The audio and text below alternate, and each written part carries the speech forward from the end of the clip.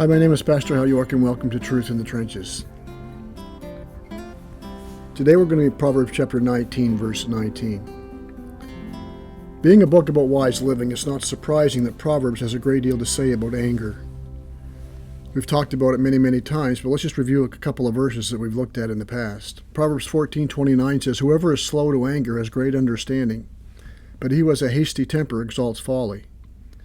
15:18 says, "A hot-tempered man stirs up strife, but he who is slow to anger quiets contention." Proverbs 29:22, "A man of wrath stirs up strife, and one given to anger causes much transgression." Then Proverbs 30:33, "For pressing milk produces curds, pressing the nose produces blood, and pressing anger produces strife." Anger, wrath, whatever you want to call it, when it expresses itself, it has consequences. Folly, strife, transgression, to name a few. Therefore, it's not surprising that this father counsels his son in chapter 22 to make no friendship with a man given to anger, nor go with a wrathful man. Now, our verse today tells us that a man of great anger will bear the penalty, will bear the consequences of his anger. The consequences of anger are too numerous to mention, but obviously categories where anger can be expressed narrow it down. You think of the marriage and all the destructive things anger has done in marriages. You think of the home life with children and the family. Just think of how many families have been literally destroyed by anger. In the workplace, friendships, in our neighborhoods, in sports, playing on teams, and how much anger sometimes has been detrimental in many ways. The consequences of angry outbursts can be vocal, or they can escalate into physical violence. Divorce, estranged children, loss of a job, loss of friends, neighbors avoid you. They don't hold you in high esteem. Maybe you've been kicked off a sports team, or maybe you've been ejected from the game or banned from playing on a team. But there's a price to pay for anger, great anger. We just looked at some of them. And those are some of the consequences, and yes, they're harmful. But one of the things angry people don't seem to get is the effect it has on your reputation. Reputations don't just follow you. Your reputation often gets where you're going long before you do. So the question is, how do you help an angry person? What we need to see is the second half of that verse. As parents, we need to really pay attention to the second half of this verse. It's a concept that our culture has almost totally lost sight of. It's called bearing the consequences of your own actions, of being allowed to reap what you sow. We have developed this kind of sappy kind of love that thinks it's loving to jump in and protect our children from the consequences of bad behavior. One of the greatest things to help overcome a bad temper is to have to face the backlash that comes from the outburst of anger that we did. It might mean bearing consequences. It might mean having to go apologize or whatever. Some things are learned the hard way, but they can be learned, but only if they're allowed to run their course.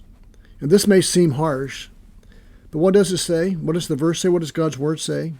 That if you rescue him, you will only have to do it again.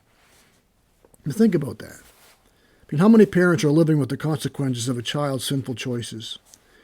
The child learned growing up, if I mess up, mom and dad will make all the bad consequences go away.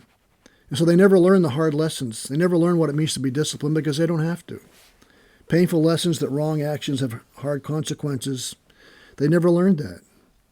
They never learned to face the reality of their bad choices. So you just have to keep rescuing them over and over again. And they never learn anything. They keep losing their temper. They keep getting fired. They keep getting into fights. They keep getting kicked off teams or out of school. And they never learn. And they see no need to learn. It will all work out just fine. Just call on dad or mom and they will fix it.